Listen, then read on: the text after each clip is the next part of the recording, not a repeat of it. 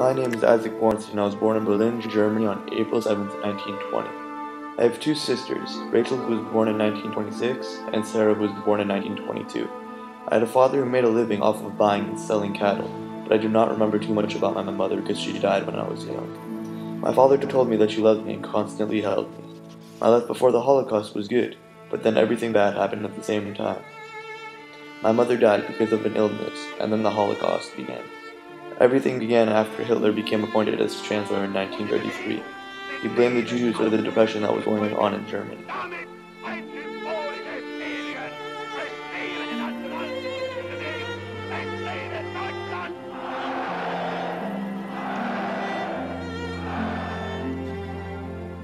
About 4 months after he was appointed to Reich Chancellor, a series of laws were passed that did not allow Jews to be in certain areas.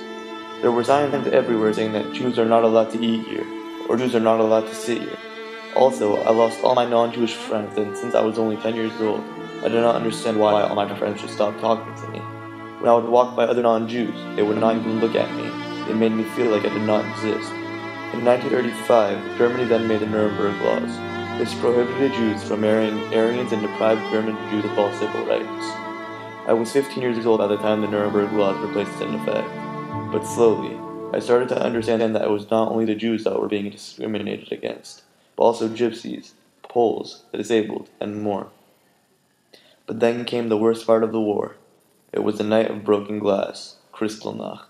It was said that a Jew assassinated a Nazi German diplomat, and by using that as an excuse, the Nazis initiated an order that allowed them to use violence against all Jews. The Nazis burned down more than 7,000 synagogues, killed over 91 Jews, and sent over 30,000 Jews to concentration camps. Luckily, no one in my family was injured, nor were they sent to concentration camps. But what happened terrified my father, so he decided to smuggle my sisters and I into the Soviet Union. He only had enough money to smuggle us, so he said that when he makes enough money, he would then follow us. The last thing that he said to me was that I was responsible for Sarah and Rachel, and that I should take care of myself. That day, I never thought it would be the last time I ever saw him. I tried my hardest not to cry on the train while I was watching my father get further and further away from me, but I could not help myself. Then I saw the tears coming out of his eyes too. I wanted to jump out of the train with my siblings and stay with him, but my body was frozen. All I could do was just watch. We were on our way to the Soviet Union. During 1939, I found out that Germany had attacked Poland. I felt bad for all the Jews who lived in Poland because they were all either going to go to ghettos or go to a concentration camp, but I was somewhat relieved that we were safe. During this time, I found a job as a carpenter. I was able to provide food for Sarah and Rachel, but the people here still treated us the same. They looked at us as if we were nothing, as if we did not exist. However, I was happy that we could still live somewhat normal lives, and that we were away from the danger. The only thing that worried me about was my father, his well-being. I sent him letters about a week after we got smuggled into the Soviet Union, but he would not write back. I was really scared and I prayed for him every night. For a while, things were going well, but then at about June 1941, I heard that Germany attacked the Soviet Union, and since the city we lived in was right next to the border between Poland and the Soviet Union, I knew it would be a matter of time before the Nazis would be here. And I was right. The Nazis were knocking on our door in a matter of hours, and they destroyed everything. Before I answered the door, I told Sarah and Rachel to run. They were able to escape out a back door, but I, along with many other people, were taken to a concentration camp. I was sent to Yanovska camp in Lviv, Ukraine. Once we got there, the Nazis separated the men and the women. Then the men were separated into two groups. It was between the people who looked like they could work and the people who could not work. Most people lied about their age to try and make sure that they would survive, but since I was 21, I did not have to lie. After a couple months of working, I learned a couple things. The first thing was that this camp was considered one of the worst concentration camps because the commandant, Gustav Wilhas, would always be sitting on his balcony while shooting at the inmates in the yard as target practice. He even shot children. I was shot once in the leg during those 2 months. The second thing that I learned was that if you showed any kind of physical weakness while the guards were watching you, then you would be killed.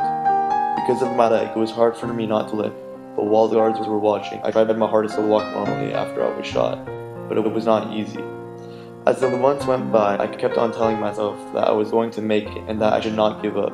I would watch people starving, people that wished they were dead, and people who were really sick. but I knew that dying now would mean that I would never be able to see my sisters again. Finally, 2 hard years went by and we were liberated. When I heard about it at first, I could not believe it.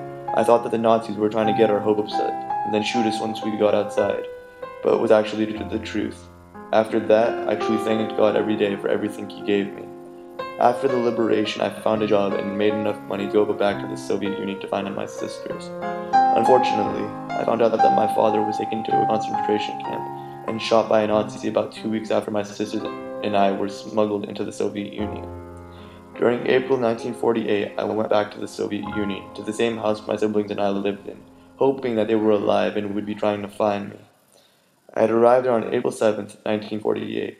The owner of the house which my siblings and I lived in told me that 2 sisters were looking for their older brother about a month before I came. He said he forgot their names. He also said that 2 of them left him an address just in case their brother came by. I thanked him and went to that address. Luckily, it was just an hour drive from our old house. That's when I found them. Both of them were inside the house. I knocked on the door, and the moment they answered it, they immediately recognized me. So I decided to move in with them, so we could spend as much time together as possible. We still go out to dinner together, even today. I guess this was the greatest birthday gift I could have ever asked for.